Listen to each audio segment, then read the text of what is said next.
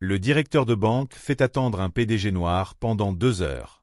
Son expression a changé dès l'entrée des membres du conseil d'administration. Il y a des moments où le pouvoir ne vient pas d'un titre, mais d'un regard, d'une attitude, et des secondes silencieuses passées à attendre dans une pièce luxueuse. Vivian Carter, PDG noir d'une société de conseil financier, est arrivé à la banque Highland Crest avec la foi en le professionnalisme et l'équité. Au lieu d'être accueillie comme une partenaire à part entière, elle a été contrainte de s'asseoir et d'attendre près de 2 heures, rendue invisible par des procédures froides et des préjugés implicites. Tout a changé au moment où les portes de la salle du conseil se sont ouvertes et que les membres du conseil sont entrés, révélant où résidait le vrai pouvoir. La même personne qui avait manipulé toutes les règles, le directeur de l'agence, s'est soudain figée, confuse et déconcertée, en réalisant que l'étrangère qu'il avait mise de côté était précisément celle que personne dans le système ne pouvait se permettre d'ignorer. Ce n'est pas qu'une histoire d'accord de prêt. C'est un chemin pour récupérer le respect, réveiller un système qui se croyait autrefois intouchable, et un rappel que la vraie reconnaissance est quelque chose que nous devons exiger pour nous-mêmes. Sous le soleil brûlant de midi à Houston, le trafic coulait devant les gratte-ciels de verre, reflétant un ciel d'été éclatant. Sur le trottoir en pierre, les talons de Vivian Carter claquaient avec détermination et fierté. Une femme qui avait conquis le monde de la finance maintes fois, mais qui sentait encore le poids de devoir se prouver à nouveau à cause de la couleur de sa peau. Les portes automatiques en verre de Highland Crest s'ouvrirent, l'attirant dans un autre monde, où chaque centimètre respirait un pouvoir glacial, tacite. L'air devint frais instantanément, chargé de l'odeur d'espresso, de cuir neuf provenant des canapés design, d'un soupçon de cire à meubles et d'une légère trace de parfum. Des rappels subtils que les clients devaient ici connaître leur place. Le vaste hall s'élevait au-dessus d'elle, des lustres en cristal diffusant une lumière froide et distante. Des rangées de bancs en cuir, des plantes en peau luxuriantes près de grandes fenêtres, et des panneaux en bois sombre reflétant une douce lumière ambrée créaient une atmosphère à la fois majestueuse et peu accueillante. Au loin, le bruit régulier des chaussures en cuir sur le marbre, des groupes d'employés en chemise blanche et cravate murmuraient autour d'iPad, suggérant une confiance apparemment ancrée dans cet espace. À la réception, Vivian croisa le regard froid de Melissa Stone. Sa chevelure blonde tirée en arrière, un rouge à lèvres nude renforçant son allure professionnelle, sa posture incarnait l'hospitalité haut de gamme d'une banque. Melissa offrit un sourire poli mais vide, ses yeux passant brièvement sur les cheveux bouclés de Vivian, son tailleur caramel et ses escarpins noirs mat. Un regard expert pour évaluer quelqu'un en quelques secondes. Bienvenue à Highland Crest. Avez-vous un rendez-vous? Les mots étaient courtois, mais le ton trahissait l'indifférence. Vivian posa son sac à main en cuir sur le comptoir et répondit avec un sourire. « Je suis Vivian Carter. J'ai un rendez-vous avec monsieur Marcus Kramer à 11 heures. » Melissa consulta son écran, tapa quelques touches, puis hocha presque imperceptiblement la tête. « Oui, votre nom est bien ici. Veuillez prendre un siège. Monsieur Kramer vous verra bientôt. » Pas de bienvenue chaleureuse, pas d'offre d'eau, ni de vraie courtoisie qu'elle aurait attendue pour une réunion de haut niveau. Melissa se contenta d'indiquer la salle d'attente et retourna à son écran, comme si Vivian n'était qu'un autre nom sur une longue liste, à peine digne d'une attention particulière. Vivian prit une respiration calme, réprimant l'éclair de déception. Ce n'était pas la première fois qu'elle subissait ce traitement, ni la dernière. Mais aujourd'hui, elle décida de ne pas laisser cette réception glaciale la diminuer. Elle se dirigea vers un des bancs en cuir et observa en silence l'opulence autour d'elle. Chaque regard de biais, chaque salutation répétée semblait parler d'un code tacite. Ici, tout le monde n'appartient pas vraiment à cet endroit. Vivian posa doucement son sac et choisit un siège près de la grande fenêtre du sol au plafond où le soleil d'été dessinait des motifs nets de lumière sur le sol en pierre polie. Il semblait que le temps s'était figé entre deux mondes. Dehors, la chaleur et l'agitation. Dedans, un silence contrôlé où chaque mouvement était surveillé et où tout le monde observait tout le monde. Elle se força à rester calme, mais ses yeux glissaient vers les petits groupes qui discutaient dans le hall.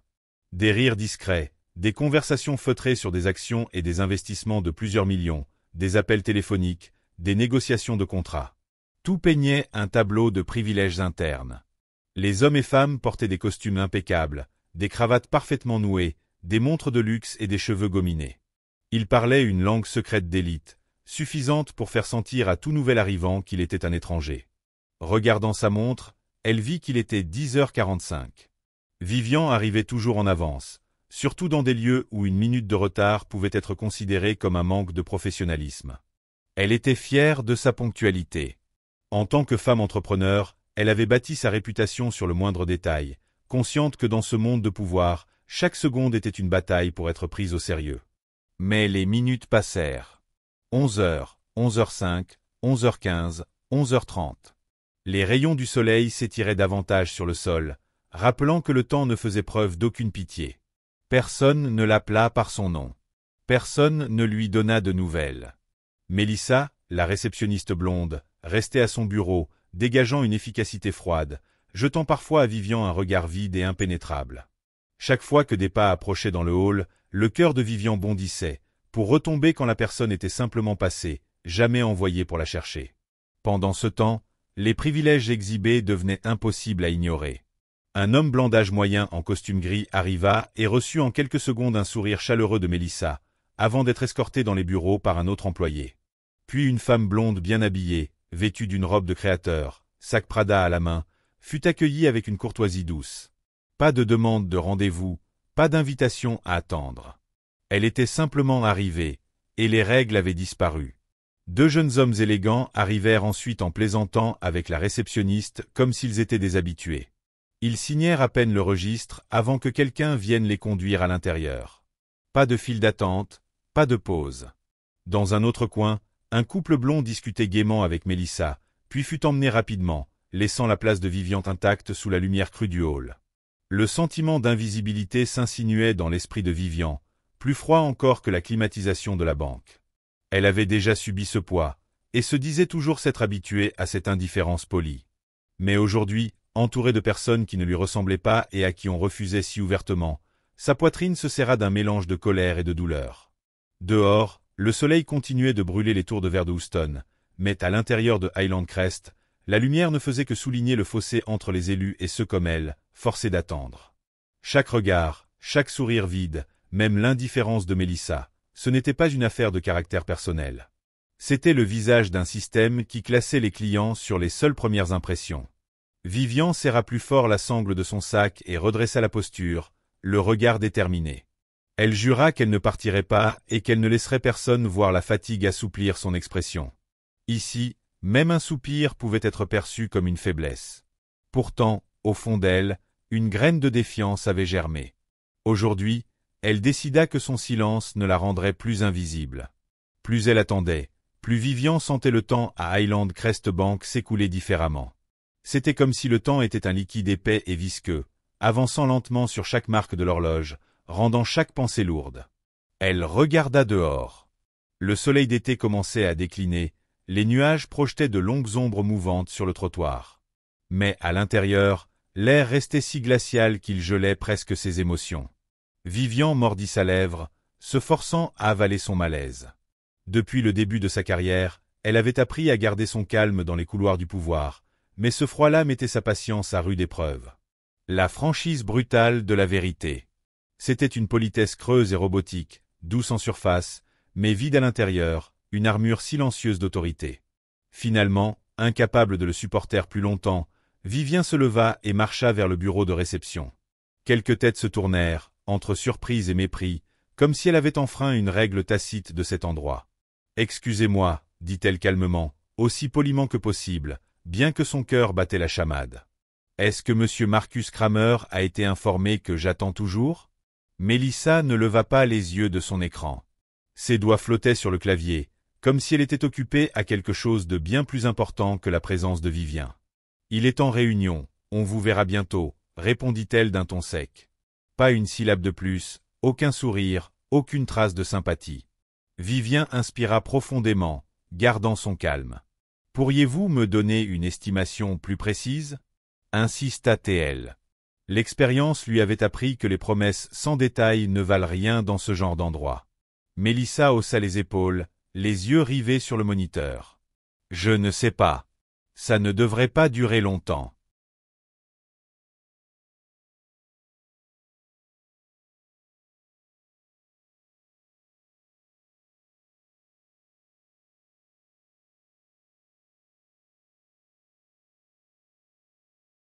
Quatre mots livrés aussi naturellement qu'une brise. Mais ils frappèrent Vivien comme un coup. Une réponse dédaigneuse qui était à la fois une excuse et un rejet sans même faire semblant de se soucier.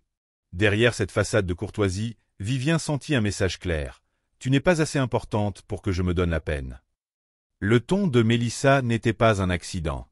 C'était le produit de personnes entraînées à trier les clients selon des critères invisibles. Pour elle, la politesse ne consiste pas à accueillir, mais à tracer des lignes et à maintenir le pouvoir. Pas de colère, pas d'insulte, juste enterrer silencieusement la présence de quelqu'un dans un brouillard de bienséance et d'occupation. Vivien resta debout un instant de plus, réalisant qu'elle était devenue partie prenante de leur jeu, un jeu sans règles claires, seulement une exclusion silencieuse sous couvert de procédure et de civilité. Elle croisa le regard de Mélissa, cherchant une étincelle d'empathie, mais ne trouva qu'un mur d'indifférence glaciale. De retour à son siège, Vivien sentit non seulement le temps s'étirer, mais aussi elle-même se réduire, comme si plus elle attendait patiemment, plus elle devenait petite face à une machine alimentée par la discrimination. Chaque « bientôt » ressemblait à un piège sucré conçu pour la garder enfermée hors de la porte du vrai respect. Puis quelque chose en elle changea, une pensée résolue prit racine. Elle ne serait plus une victime polie. Bien qu'elle garde son calme en apparence, les yeux de Vivien brûlaient désormais de détermination. Ce silence allait prendre fin, et si nécessaire, ce serait elle qui le briserait. Le sentiment d'être piégé dans ce piège poli bouillonnait encore dans l'esprit de Vivien, et soudain tout semblait crûment exposé, impossible à balayer avec une excuse bidon sur un emploi du temps chargé. Le clic des talons sur le marbre résonna dans le hall, attirant les regards curieux de Vivien et de tous les autres. Une femme d'âge moyen entra, ses cheveux dorés en douze vagues, peau de porcelaine, vêtue d'une robe en velours bleu marine parfaitement taillée, un sac Chanel couleur crème posé sur son coude. Son visage s'illumina d'un sourire radieux alors qu'elle discutait au téléphone d'une voix pleine de raffinement et de l'aisance de la haute société. L'énergie dans la pièce changea légèrement, un sous-courant subtil de différence. Mélissa, la même réceptionniste qui avait été glaciale avec Vivien, se transforma instantanément. Elle se redressa, son ton devint chaleureux comme si elle accueillait une star hollywoodienne. « Bonjour, Madame Lancaster. » Tout le hall sembla s'arrêter. Les conversations se turent. Vivien aperçut des regards furtifs d'admiration et un soupçon d'envie dirigé vers la femme blonde. Barbara Lancaster n'eut pas besoin de répondre. Elle hocha simplement la tête et reprit son appel. Personne ne fit de commentaire. En fait, il semblait presque honoré de la servir. En quelques secondes, un jeune employé apparut à ses côtés, offrant un sourire courtois. « S'il vous plaît, Madame Lancaster, la salle de réunion est prête. Monsieur Matthews vous attend. » Madame Lancaster le remercia, adressa un sourire gracieux à Mélissa, et glissa au-delà de la sécurité vers le couloir VIP. Personne ne lui demanda si elle avait rendez-vous, aucune carte d'identité ne fut vérifiée, aucun registre de visiteurs signé. Les portes s'ouvrirent comme par magie, rien que pour elle. Vivien regarda, sentant un seau d'eau glacée noyer sa fierté. Ce n'était pas qu'une simple faveur. C'était un rappel douloureux que les règles ne se plient ici que pour les bonnes personnes. Elle jeta un coup d'œil à sa propre chaise en cuir, seule sous une bande de lumière du soleil qui projetait une longue ombre solitaire, et se sentit réduite à rien de plus qu'un figurant, spectatrice dans cette performance ancestrale. L'attitude de Mélissa avait complètement changé. Là où elle avait été brusque avec Vivien, elle était maintenant attentionnée et aux petits soins pour Madame Lancaster. Chaque petit geste, du redressement des papiers à l'inclinaison de la tête, débordait d'empressement à plaire. Vivien ne pouvait se débarrasser du souvenir des réponses précédentes de Mélissa. « Il vous verra bientôt. »« Je ne sais pas. Ça ne devrait pas durer longtemps. » Et elle se demanda, tout changerait-il vraiment si elle avait la peau plus claire, un sac différent, une coiffure différente? Une montée de colère mêlée d'humiliation et d'impuissance monta dans sa poitrine. Elle pensait à cette politesse glaciale, ce respect soudain réservé à ceux qui appartiennent. C'est la barrière invisible que des millions comme elle affronte chaque jour. Et elle savait que si elle restait silencieuse, ces barrières perdureraient, soutenues par des sourires polis et des promesses vides comme celles qu'elle venait d'entendre. Vivien expira doucement, mais un nouveau feu s'alluma dans ses yeux. À cet instant, elle décida qu'aujourd'hui, elle ne partirait pas sans rien dire. Pas cette fois. Alors que Barbara Lancaster avait disparu derrière le verre dépoli dans un monde où le pouvoir et le privilège appartenaient à d'autres, Vivien était toujours assise au même endroit. Elle regarda sa montre. La petite aiguille venait de passer le 5. Il était 12h05. La moitié de la matinée était passée. Dehors, Houston semblait s'éveiller à la vie, mais à l'intérieur du hall de Highland Crest Bank, le monde restait figé pour elle. Le souffle net de la climatisation, les silhouettes qui glissaient sur le sol en marbre, le murmure lointain des conversations sur les contrats et les actions, le clic régulier des claviers, tout semblait orchestré pour quelqu'un d'autre. À présent, la salle d'attente était vide, sauf pour Vivien. Les hommes en costume gris, les femmes en tenue designer, les clients spéciaux, tous avaient été invités ou avaient terminé leurs affaires depuis longtemps. Il ne restait qu'elle, et un silence si oppressant qu'il en devenait suffocant. Dans ce silence, tous les sens de Vivien s'aiguisèrent. Elle pouvait entendre le clic précis des talons, le léger grincement des fauteuils en cuir au guichet, et surtout les voix étouffées juste derrière le bureau de réception. Pour Madame Lancaster, c'est toujours une exception, lança à moitié en plaisantant, à moitié sérieusement, une jeune employée derrière le bureau de Mélissa. Une voix masculine plus profonde répondit avec une pointe d'ironie. Qui peut leur en vouloir? Quiconque avec son profil serait une priorité dans n'importe quelle banque.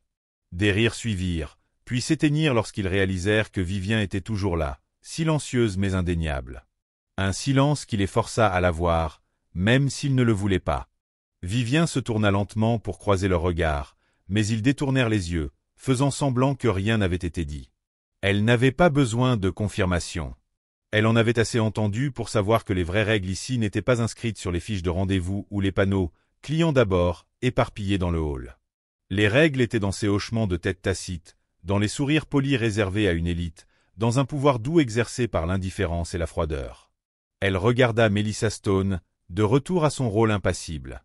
Mélissa était assise droite, les épaules détendues, les doigts glissant sur le clavier, mais ses yeux jaugeaient les costumes de designer qui passaient, vides, ne trahissant ni embarras ni remords, seulement le regard aguerri de quelqu'un habitué à faire sentir aux autres qu'ils ne sont simplement pas à leur place.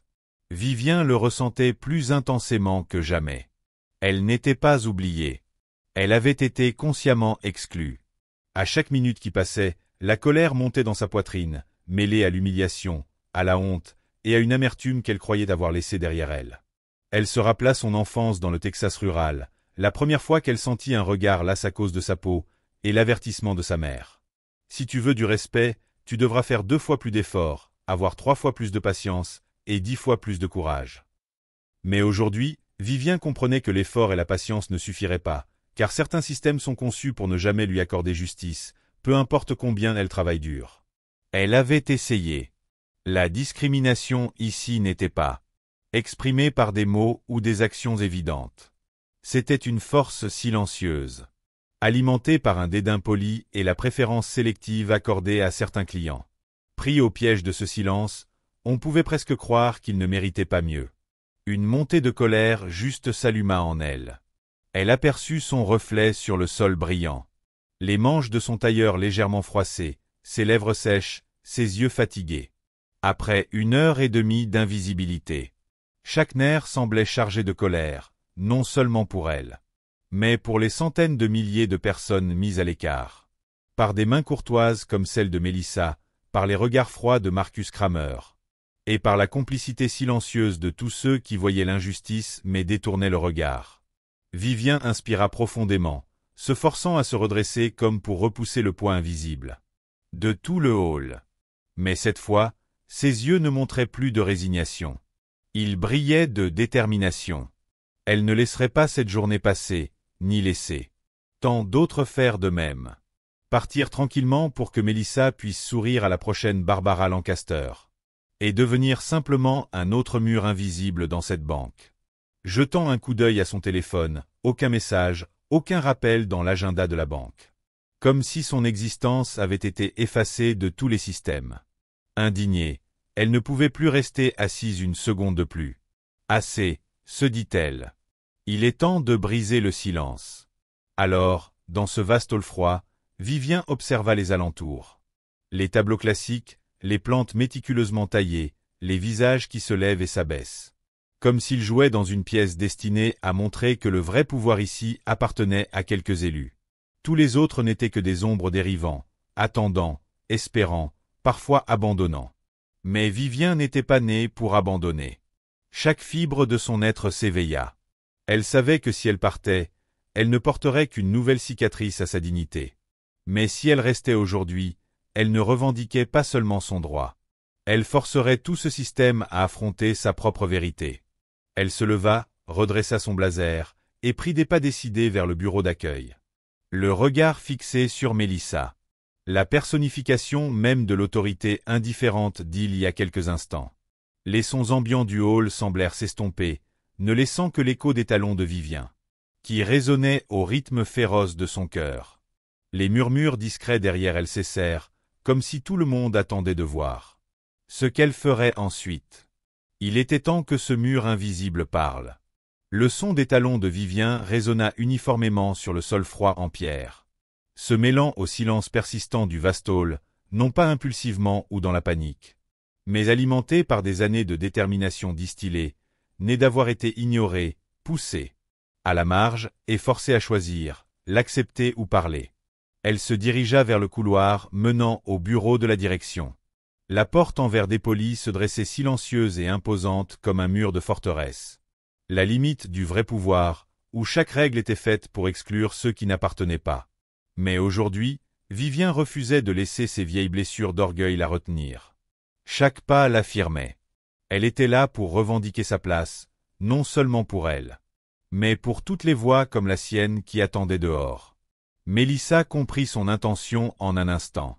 Le visage habituellement indifférent de la réceptionniste s'éclaira d'une véritable surprise. « Excusez-moi, vous ne pouvez pas entrer là. » Mais ces mots moururent alors que Vivien continuait d'avancer, sans se retourner ni s'arrêter.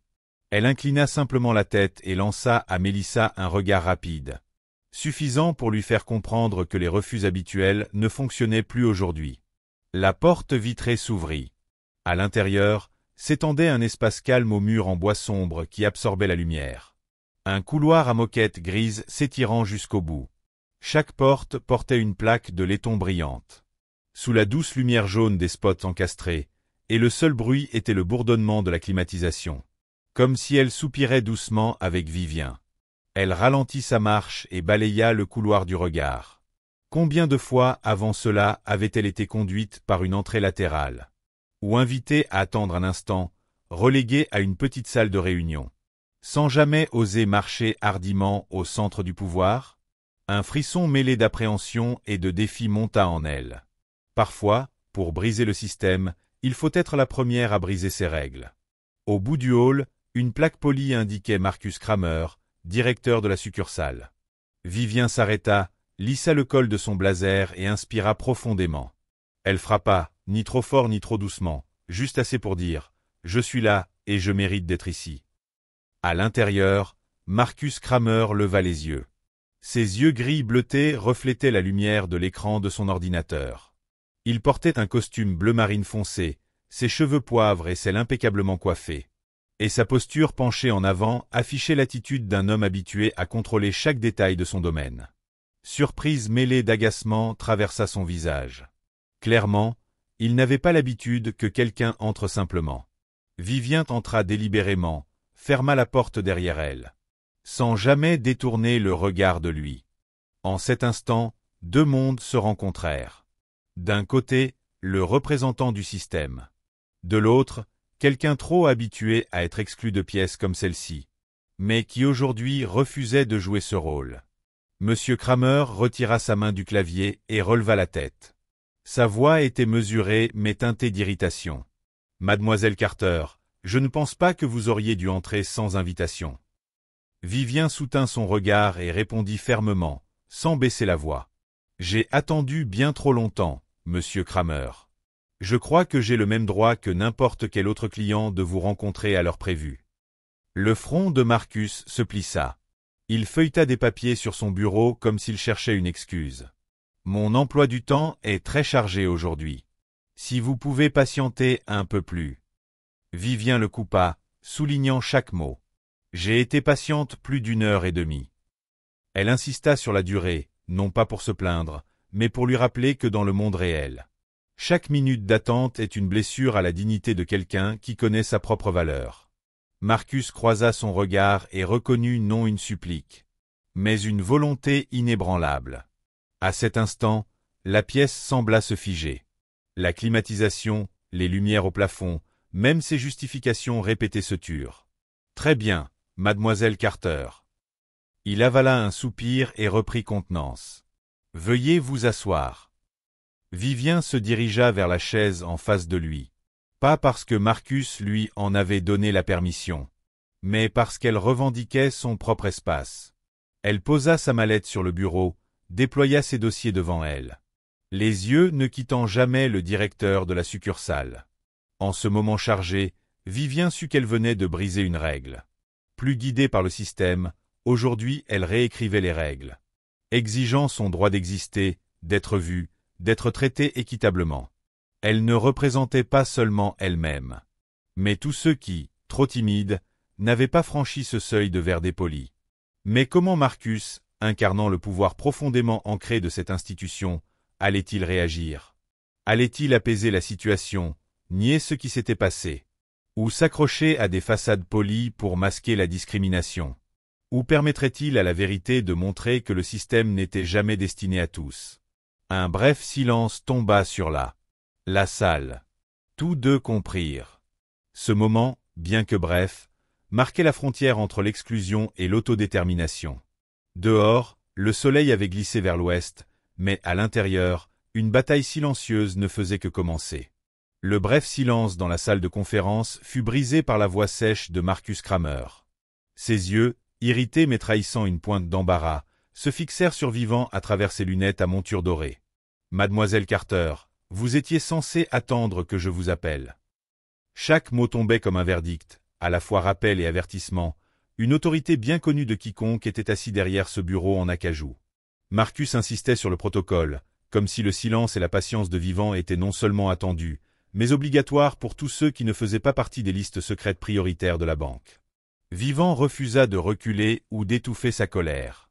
Sa réponse fut mesurée, mais glaciale. « J'ai attendu plus d'1 heure et demie. » Elle n'avait pas besoin de plus de mots, pourtant ces 7 syllabes, plus d'1 heure et demie, traversèrent le vernis poli de la pièce, exposant une vérité que Marcus avait choisi d'ignorer, ou qu'il ne voyait tout simplement pas. Elle n'était pas là pour supplier. Il était temps d'exiger des réponses. Marcus parut déconcerté, une main toujours posée sur la pile de dossiers comme si elle était sa dernière ligne de défense.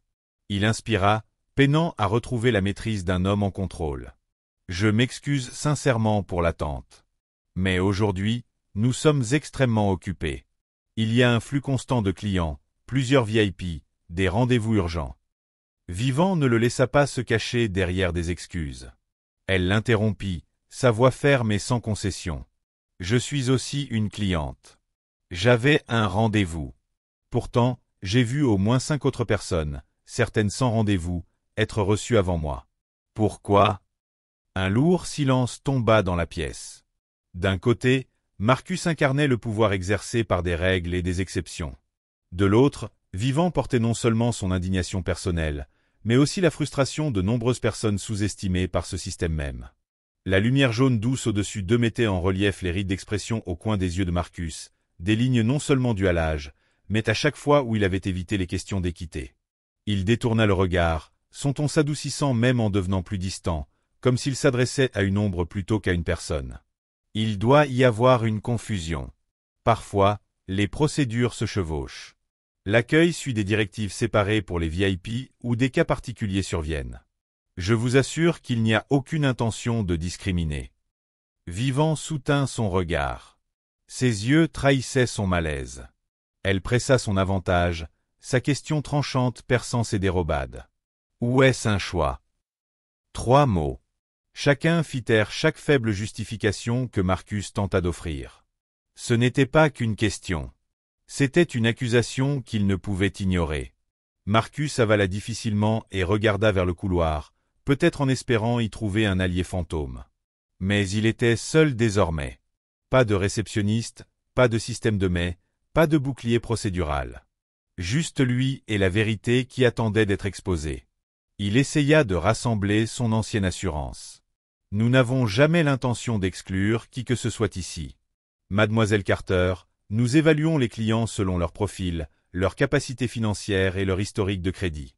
Ceux qui sont admis en premier sont typiquement des cas prioritaires selon la politique interne ou des instructions directes des supérieurs. C'est une flexibilité nécessaire pour une grande organisation. Vivant se pencha en avant, sa voix tranchante. Et cette flexibilité, est-elle réservée uniquement à ceux qui correspondent à un certain modèle?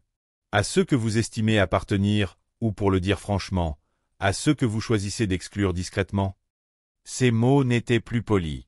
Ils étaient un miroir reflétant le fonctionnement à nu de ce système. Elle vit les doigts de Marcus se crisper, ses jointures blanchir dans un geste de malaise. À cet instant, l'air s'épaissit. Le bois sombre des panneaux, la faible lueur des lumières au plafond, même l'écran tamisé de l'ordinateur semblait impuissant devant le poids du préjugé et de la discrimination. Rien ne restait à cacher, seulement la nature brute du pouvoir, le pouvoir de plier les règles pour certains tout en ignorant les autres. Marcus tenta de revenir à son dossier de prêt. Quoi qu'il en soit, j'ai examiné votre dossier.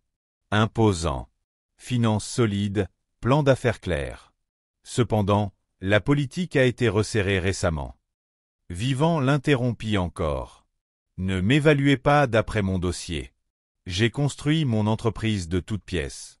Je connais ma valeur. Ce que je veux savoir, monsieur Kramer, c'est pourquoi ce même système applique deux normes complètement différentes. Pourquoi des gens comme moi, préparés, programmés, pleinement qualifiés, doivent attendre alors que d'autres passent devant sans explication? Sa voix résonna, plus libre de toute retenue polie. C'était la voix de quelqu'un qui refusait une vie passée à la marge, parce que le système avait choisi de trier les gens selon des critères invisibles. Marcus s'affaissa dans sa chaise, son expression s'assombrissant. Il comprit qu'à partir de cet instant, chaque mot qu'il prononcerait pourrait devenir une preuve contre lui ou sauver le dernier fragment de dignité qui lui restait dans ce processus soi-disant équitable. La salle resta immobile. Mais à l'intérieur, une limite avait été franchie, la limite entre subir et exiger la vérité. Et pour la première fois ce jour-là, Marcus le sentit. Ce n'était pas lui qui faisait les règles, mais Vivant Carter. La pièce resta chargée de tension tandis que la question de Vivant flottait dans l'air. De l'autre côté du bureau, Marcus se redressa, les yeux fixés sur la pile de dossiers, cherchant clairement quelque chose pour stabiliser l'autorité qui lui échappait. « Il n'y a pas de discrimination ici, mademoiselle Carter », commença Marcus, cherchant la certitude dans sa voix. Il avait répété cette phrase des centaines de fois lors de formations internes, devant des auditeurs, dans des communiqués de presse, mais aujourd'hui elle ne rassurait personne. Même lui percevait le léger tremblement dans sa voix, plus une autoconviction qu'une certitude. Vivant refusa d'être distraite par ce vernis poli de phrases toutes faites. Elle s'assit droite, immobile, les mains posées proprement sur la table, et parla avec une clarté tranchante. « J'ai vu cette routine dans de nombreux endroits, monsieur Kramer. Polie mais exclusive. En surface, vous m'appelez cliente, partenaire, mais en pratique, vous m'avez mise sur la touche avec une attente interminable, des excuses à moitié sincères, et des exceptions spéciales accordées uniquement au bon type de personnes. Vous appelez ça de l'attente, mais en réalité, c'est un refus indirect. » Le visage de Marcus devint rouge. Le calme fin se fissura sous un embarras sincère. Ses doigts tambourinaient sur le bureau poli, chaque tapotement trahissant son malaise. Son costume sombre, sa cravate brillante, même la plaque en laiton sur son bureau ne pouvait plus cacher sa défense. Sa voix sortit précipitamment, presque cassée. « Voulez-vous parler de votre prêt ?» Ce brusque retour au business, s'accrochant au protocole à ce moment-là, ne faisait que révéler son vrai but, masquer la vraie question, qui est que le pouvoir ici n'est pas pour tout le monde, seulement pour ceux que le système juge dignes. Vivant garda son regard fixé sur lui, calme mais inflexible. Elle hocha une fois la tête, non pas en signe de concession, mais comme une étape pour aller plus loin. « Nous parlerons du prêt. Mais avant de discuter chiffres, je veux que vous affrontiez cette réalité. Ceux qui ont été reçus avant moi ce matin. Qu'est-ce qui les distingue au-delà d'être blancs, clients familiers, correspondant à votre définition de l'appartenance ?» Marcus serra les mains, sa respiration devenant superficielle. Il savait qu'il n'avait aucune réplique. Cette vérité était trop évidente. S'il en disait plus, ce serait comme peindre par-dessus une fissure en plein jour. Nous suivons un processus standard d'admission des clients. Parfois des VIP ou des directives du siège, commença-t-il. Vivant l'interrompit, sa voix ferme mais chargée de colère.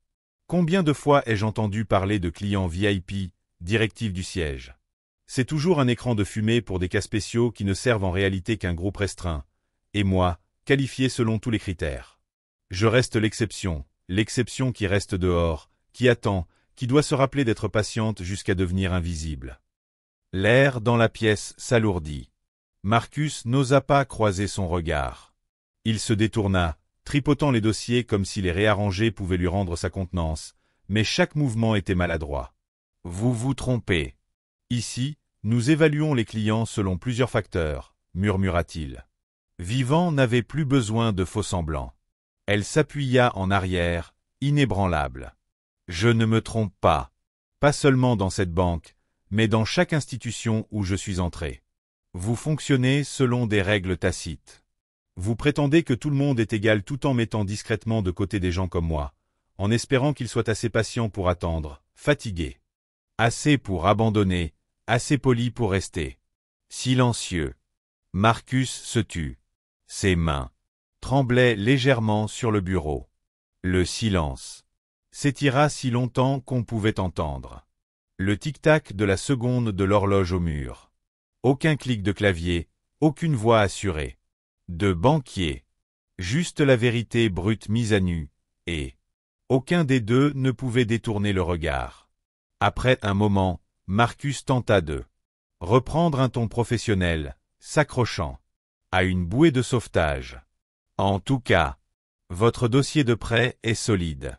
Si vous avez besoin de quoi que ce soit d'autre pour le finaliser, je suis là pour vous aider.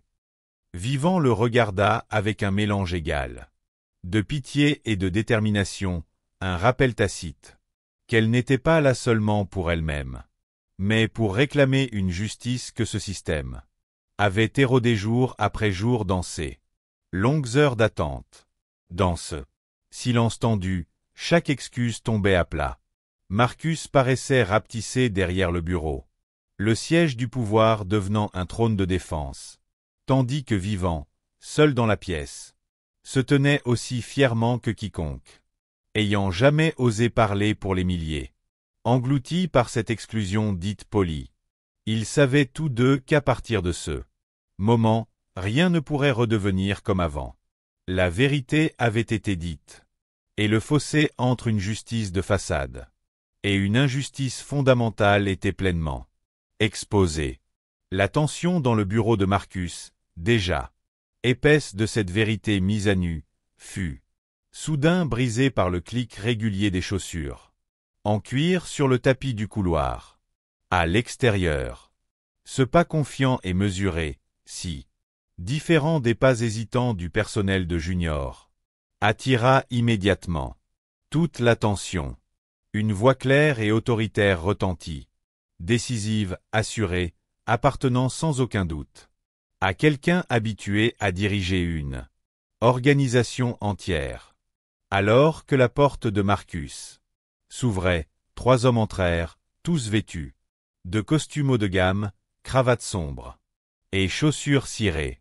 Ils portaient une aura invisible réservée à ceux qui détiennent vraiment le pouvoir dans le monde bancaire. À leur tête se trouvait Richard Langford, PDG de Highland Crest Bank, symbole de succès et d'autorité, craint silencieusement par tous sous son commandement. Son expression était à la fois sévère et expérimentée, son regard aiguisé balayant chaque recoin de l'empire qu'il avait bâti. Pour Vivant, Richard n'était pas qu'un puissant PDG. Il était un ancien collaborateur des stratégies Carter sur des projets majeurs. Lorsqu'il aperçut Vivant, le visage de Richard changea. Ton air concentré céda la place à un sourire chaleureux et surpris. Il s'avança rapidement vers elle, tendant la main devant un Marcus, gêné, comme si le directeur de la succursale n'existait pas. Vivant, je ne m'attendais pas à te voir ici. Tu diriges toujours Carter Stratégie, n'est-ce pas? Sa voix emplissait la pièce d'une reconnaissance et d'un respect sincère. Vivant lui rendit son sourire, se leva et serra sa main avec une confiance posée. Elle n'était plus la cliente ignorée dans une machine bureaucratique, mais une partenaire financière redoutable, personnellement invitée. Par le PDG de Highland Crest conseiller. Sur la plus grande transformation digitale de l'année dernière. Oui, je suis toujours à la tête de Carter Strategy. C'est un plaisir de vous revoir, Richard. Sa voix résonnait de force. L'indignation brûlante d'avant transformée. En une confiance inébranlable, comme elle l'avait anticipé. Dans ce monde, une bonne poignée de main peut tout changer. Marcus se tenait derrière eux. Le visage pâle. Jamais il n'aurait imaginé que la cliente, qu'il avait tenté de marginaliser avec des protocoles flexibles, est une relation directe avec le PDG, et encore moins en tant qu'égal. Son apparente maîtrise extérieure s'effondra en une gêne palpable. Il bégaya, tentant d'intervenir. Monsieur Langford, je n'étais pas au courant que madame. Richard ne lui laissa pas finir, levant la main. Pour le couper, le regard toujours fixé sur Vivant. Pour quelqu'un à la place de Marcus, ce geste signifiait la fin de toute excuse. Les deux membres du conseil derrière Richard acquiescèrent à l'unisson au nom de Vivant Carter. Le respect évident sur leur visage. Vivant, je pensais que vous étiez en voyage d'affaires à New York. Qu'est-ce qui vous amène à la succursale de Houston aujourd'hui? Vivant fit face au PDG directement. Sa réponse à la fois franche et tactique. J'avais un rendez-vous avec Monsieur Kramer pour discuter d'un prêt pour un nouveau projet. Malheureusement, il a duré plus longtemps que prévu. Richard fit une pause, puis tourna son regard d'acier vers Marcus, le sourire disparut. Il savait exactement ce qui s'était passé ici. Il avait entendu des dizaines d'histoires de branches étant flexibles avec les clients, mais cette flexibilité avait clairement été mal appliquée. Plus longtemps que prévu, Richard insista. Sur chaque mot, le ton léger d'une réunion remplacée par l'examen aigu d'un leader. Exactement combien de temps, Marcus? Marcus se mit à transpirer, luttant pour retrouver son calme managérial, mais visiblement secoué, les yeux cherchant désespérément une issue. Monsieur, il y a eu quelques complications. Je prends l'entière responsabilité. Mon emploi du temps était chargé. Richard le coupa net. Décisif. Non. Je veux l'entendre de la part de Vivant. Combien de temps? Sans hésitation, Vivant répondit. Plus d'1 heure et demie. J'ai confirmé le rendez-vous et suis arrivé à l'heure. Pourtant, ceux qui sont arrivés après moi, certains sans rendez-vous, ont été prioritaires. Un lourd silence balaya la pièce comme un frisson. Richard Langford lança un regard aux deux membres du conseil derrière lui. Ils fronçaient eux aussi les sourcils. Il reporta son regard sur Vivant, acquiesça en signe de remerciement, puis s'assit délibérément dans le fauteuil face à Marcus. Instantanément, sa présence imposante compressa l'espace en une zone définie par la vérité et ses conséquences. Marcus ne put que baisser la tête, les mains serrées tandis que l'homme réalisait qu'il venait de creuser sa propre tombe. Vivant n'était plus une outsider mise de côté. Face à ceux qui détenaient vraiment le pouvoir, elle incarnait toutes les voix qui avaient jamais été ignorées. Désormais, elle était celle qu'on devait écouter. Et à cet instant, le vrai pouvoir s'est manifesté, rappelant qu'aucun individu ne reste invisible pour toujours et que chaque système, aussi habilement dissimulé soit-il, doit finalement affronter la vérité. La pièce sembla figée sur ce moment. Les bruits du couloir s'étaient presque tus, face à la présence des trois figures les plus puissantes de la banque. Sous les lumières blanches et dures, la confusion de Marcus devint douloureusement évidente, ses tempes luisantes de sueur, les lèvres sèches, chaque parcelle de la façade polie qu'il avait utilisée pour manipuler. Les procédures gisaient brisées, révélant un homme tombant en trompe. Et panique. Il bafouilla, clignant des yeux rapidement. Non. Il y a eu une erreur dans le planning. Monsieur Langford. J'ai demandé à la réception de confirmer, mais il semble que... Richard le coupa. Le regard glacé, le visage figé dans une résolution inflexible. Combien de temps mademoiselle Carter a-t-elle dû attendre? Richard demanda, sans jamais quitter Marcus. Des yeux. Vivant comprit tout le poids du moment. Elle soutint le regard de Richard, laissant le silence s'étirer juste assez pour que l'inconfort de Marcus s'enracine profondément dans chaque recoin de la pièce, soulignant le coup de la discrimination et du mépris habituel. Enfin, elle expira et répondit. Près d'une heure et demie. Un des membres du conseil derrière Richard fronça les sourcils, regardant Marcus. Ce seul froncement, venant de quelqu'un d'aussi expérimenté en politique que Marcus, portait plus de poids que 100 condamnations, signalant une réelle menace pour sa position. Dans cette institution, la colère de Richard monta, ses mains serrées sur le bureau, les jointures blanches, sa voix tranchant avec une autorité glaçante. Marcus, veuillez sortir. Nous en discuterons plus tard. Marcus resta figé un instant, puis inclina la tête dans une marque de déférence forcée. Oui, monsieur Langford. Il rassembla maladroitement ses papiers, jetant à Vivant un regard mêlé de regret et d'amertume. Le regard d'un homme qui vient de réaliser que toutes ses excuses sont devenues une cruelle plaisanterie. À cet instant, Marcus comprit à quel point le pouvoir qu'il exerçait était fragile. Une vérité gênante. Une question bien placée. Et tous ces masques et réseaux de privilèges s'effondraient. La porte claqua derrière Marcus. Le bruit, aussi définitif que brutal, tranchant à travers chaque couche de prétention, derrière laquelle il s'était caché. Instantanément, l'atmosphère dans la pièce changea. Plus de mascarade, plus de mensonges mesquins. Juste un compte à froid avec les conséquences. Les deux membres du conseil restant se tinrent. Je ne suis pas sûr.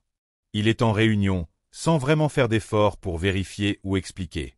Chaque client arrivé après elle, homme blanc en costume gris, femme blonde en robe de créateur, était accueilli chaleureusement et escorté vers la direction sans attente ni contrôle de rendez-vous. Le traitement spécial réservé à Barbara Lancaster, cliente régulière clairement favorisée par la réception et le personnel, et le processus étonnamment flexible à son arrivée. Marcus haussait les épaules avec indifférence et avançait des excuses lisses, du fait d'avoir laissé Vivien dans le hall à son entrée audacieuse dans son bureau sans permission. Richard et les membres du conseil écoutaient attentivement, sans interrompre ni montrer d'impatience. À chaque nouvelle injustice ou priorité injustifiée racontée par Vivien, le visage de Richard se durcissait, ses lèvres se resserraient. La pièce devenait lourde de vérités révélées. Ce n'étaient pas des incidents isolés, mais des défaillances systémiques. Quand Vivien conclut, « Je ne demande pas un traitement spécial. Je veux juste le même respect que tout autre client reçoit, et je crois ne pas être la seule. » Richard resta silencieux un instant, puis se tourna vers ses collègues. « Entendez-vous cela? Nous parlons sans cesse de diversité et d'inclusion, mais la réalité reste des règles obsolètes appliquées par des exceptions et des biais personnels. » Son regard revint sur Vivien, ferme. « Cela ne se terminera pas par des excuses. Je prendrai personnellement des mesures contre Marcus et tous les impliqués. Mais surtout, sachez que votre voix aujourd'hui a éveillé tout ce système. L'équité ne peut rester sur le papier. » Un membre du conseil ajouta discrètement, « Merci d'avoir parlé. Il y a des choses que les rapports internes ou les enquêtes du personnel ne capturent jamais. » Richard se pencha vers Vivien, sa poigne ferme. « Nous lancerons un examen complet avec nos équipes de gestion des risques et ressources humaines. En attendant, je m'engage à approuver votre demande de prêt et à lancer un audit complet des processus d'accueil client dans toutes les agences. Si vous avez besoin de me voir, je suis à votre disposition. » Vivien croisa le regard de Richard et y vit plus qu'une promesse, une réelle reconnaissance de sa valeur et du respect que doit un système à ses clients. Pour la première fois ce jour-là, elle sentit un soulagement, pas à cause du prêt, mais parce que sa voix avait été entendue par les bonnes personnes, au bon moment. Richard comprit alors que le vrai pouvoir ne consiste pas à choisir qui est la priorité, mais à avoir le courage de confronter et corriger ce qui ne va pas, même si cela signifie dévoiler les failles d'un système. L'atmosphère de la salle changea, lourde non pas de tension, mais du poids de la responsabilité sur son leader. Après le récit complet de Vivien, Richard passa en mode gestion de crise. Il ordonna à un subordonné près de la porte « Où est le dossier de mademoiselle Carter ?»« Apportez-le ici. » En quelques minutes, un épais dossier marqué « Carter Stratégie » avec une note sur le prêt d'investissement fut posé devant lui. Richard le feuilleta rapidement, s'attardant sur les pages financières clés. Silence dans la salle, chacun sentant l'enjeu, la réputation et l'avenir de l'agence dépendaient de ces pages. En moins de 10 minutes, Richard referma le dossier, regarda Vivien et les 2 membres du conseil. Ce dossier est impeccable. Tous les critères sont au-delà de nos standards. Si on avait suivi la procédure, mademoiselle Carter aurait dû être approuvée dès le début. Accélérez ce dossier. Je veux l'email d'approbation envoyé aujourd'hui. Personne n'osa traîner. Un membre prit des notes et envoya un message à l'équipe opération. Richard s'adressa aux autres membres, calme mais ferme. Je veux un audit complet de notre processus d'accueil client dans cette agence, du standard d'accueil aux confirmations de rendez-vous, en passant par les cas spéciaux des 3 derniers mois. Marcus Kramer est suspendu en attendant une enquête interne. Je veux un rapport complet cette semaine. Un membre hésita. Monsieur Langford, à quel point Marcus sera-t-il tenu responsable? Richard répondit sans hésiter. Cela dépendra de l'enquête.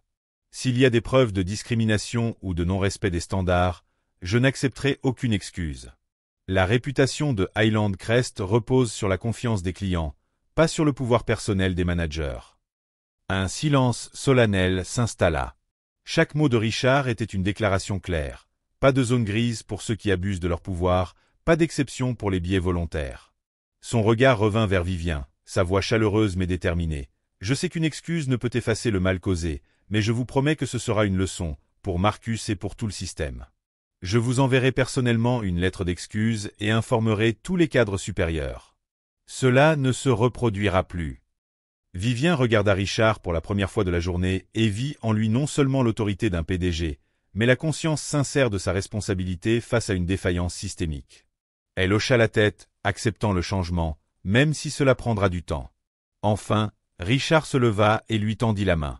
Ce n'était pas un geste formel, mais un signe d'engagement sincère, la preuve d'une organisation prête à changer. Merci d'avoir osé parler.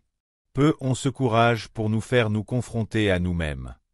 Vivien serra sa main, sentant revenir sa dignité et sa sécurité, pas seulement pour elle, mais pour tous les clients laissés pour compte par une froideur polie. Dehors, le soleil de l'après-midi baissait, projetant leurs poignées de main en silhouette. D'un côté, une personne assez courageuse pour demander justice. De l'autre, une institution assez forte pour affronter ses erreurs, réparer et préserver son honneur. La lumière dorée illuminait la table de conférence, soulignant l'importance de ce moment, où une procédure interne avait été bouleversée au cœur même par la voix inflexible d'une cliente autrefois ignorée.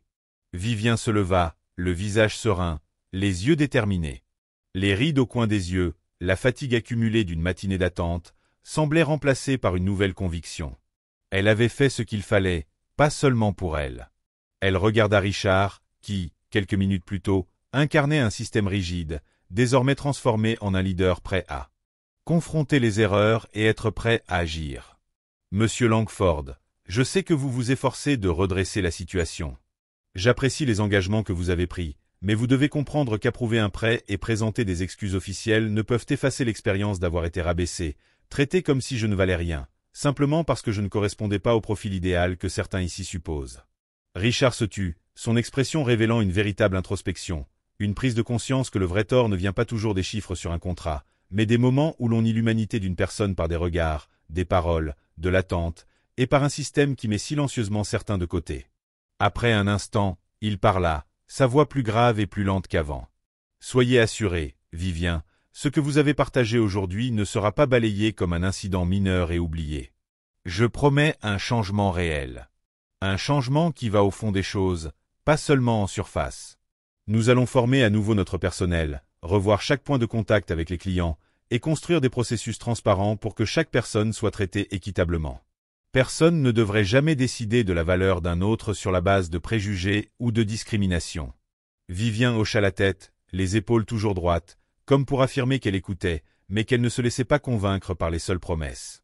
Merci, Richard.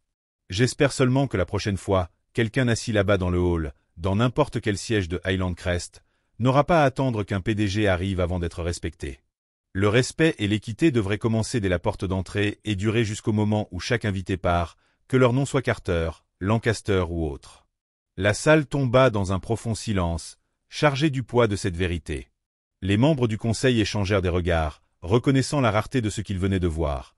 Une cliente dont l'honnêteté et la détermination forçaient toute l'organisation à se regarder en face. Richard s'avança, la détermination et l'humilité dans la voix. « Je vous promets, Vivien, que je superviserai personnellement cette transformation. Fini les processus symboliques, fini les poignées de main de façade pour apaiser les choses. Nous avons besoin de personnes comme vous, celles qui osent dire la vérité et nous obligent à grandir et mûrir. » Vivien croisa son regard et y vit une profonde empathie unissant cliente et dirigeant. Cette empathie, aussi petite soit-elle, détenait plus de pouvoir que toute mesure administrative, rappelant à tous que les indicateurs financiers et les objectifs de croissance ne valent rien sans respect et dignité pour chaque individu. À cet instant, Vivien ressentit un profond soulagement. Pas à cause du prêt, mais parce qu'elle faisait partie d'un véritable changement, passant d'une exception, contrainte d'attendre patiemment, à une voix assez courageuse pour tenir le pouvoir responsable. Elle sourit, un sourire qui disait qu'elle n'était plus seule. Et dès ce jour, Highland Crest serait différent. La porte de la salle de réunion se referma derrière elle, la coupant des discussions feutrées et des engagements élevés des plus puissants de la banque. Elle traversa le couloir silencieux, chaque battement de son cœur résonnant, non pas d'anxiété ou de colère, mais de la vitalité féroce de retrouver son droit d'exister et d'être entendue. À la réception, Vivien ralentit et jeta un coup d'œil vers le comptoir. Melissa Stone, autrefois l'architecte d'une indifférence glaciale, était assise raide, les mains serrées si fort que ses jointures blanchissaient.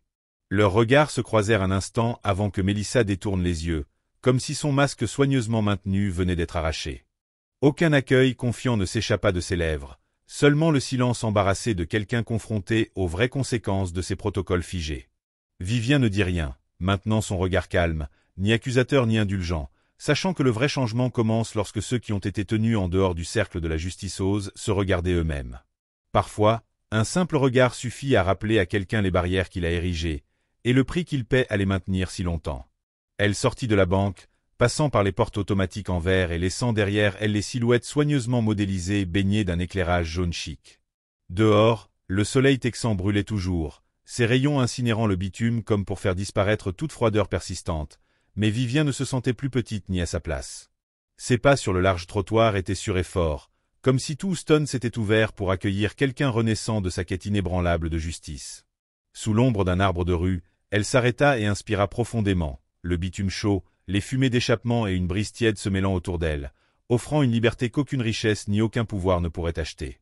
À cet instant, son téléphone vibra. Vivien regarda l'écran. Un nouveau courriel de Highland Crest Bank. Félicitations, votre demande de prêt a été approuvée. Veuillez consulter votre boîte aux lettres pour plus d'instructions. Elle sourit. Ce n'était pas qu'une simple mise à jour financière ou une récompense pour sa persévérance. C'était la confirmation d'une victoire bien plus grande, un triomphe de la dignité, de l'estime de soi, et de l'espoir de réveiller un système qui se croyait autrefois au-dessus de tout reproche. Une personne les avait fait s'arrêter, réfléchir et changer, pas seulement pour elle, mais pour tous ceux qui avaient enduré en silence. Vivien glissa son téléphone dans sa poche et releva le menton en s'engageant dans la rue baignée de soleil. De l'autre côté, un groupe d'étudiants riait en rentrant de cours, un livreur s'arrêtait près de son camion. Aucun d'eux ne connaissait la bataille silencieuse qu'elle venait de livrer dans ses murs, mais Vivien la connaissait, et elle savait qu'à partir de ce jour, chacun d'eux porterait un peu plus la foi qu'eux aussi pouvaient être vus et respectés pour ce qu'ils sont vraiment. Sous le soleil texan brûlant, Vivien marchait légèrement, portant non seulement un prêt signé, mais une cicatrice guérie dans son âme et une conviction profonde. Parfois, il suffit d'une voix courageuse pour ébranler une institution figée afin que les générations futures ne portent plus la honte de l'invisibilité dans un monde qui se targue de progrès et de civilité. Alors qu'elle tournait au coin de la rue, sa lutte silencieuse mais puissante persistait dans chaque regard, chaque geste, chaque rayon de lumière déclinant, Un rappel durable de la valeur irremplaçable du vrai respect.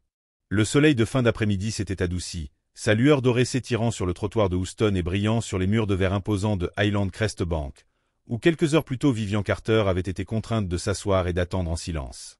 Maintenant que c'était fini, elle s'arrêta et regarda ce bâtiment, qui n'était plus une forteresse intouchable, mais le théâtre d'une lutte silencieuse et monumentale dont l'impact ne pouvait être nié. De loin, la lumière oblique perçait le verre comme un projecteur sur tous les recoins sombres que le pouvoir et les vieilles habitudes discriminatoires avaient longtemps dissimulés.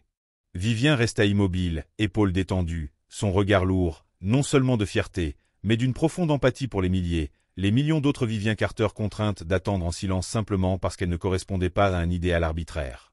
Quelque part, des milliers d'autres Vivian Carter sont encore faites d'attendre invisibles parce qu'elles ne correspondent pas à la définition de la norme de quelqu'un. Cette pensée résonna dans son esprit, non pas comme une plainte solitaire, mais comme une vérité méconnue de notre société moderne. Vivien ferma les yeux un instant, prit une profonde inspiration. À cet instant, le bruit, la douleur, chaque excuse à moitié sincère et chaque regard condescendant de personnes comme Melissa Stone ou Marcus Kramer, tout revint en force. Mais cette fois, ses souvenirs n'avaient plus le pouvoir de la repousser. Au contraire, ils alimentaient sa détermination, un signal d'alarme.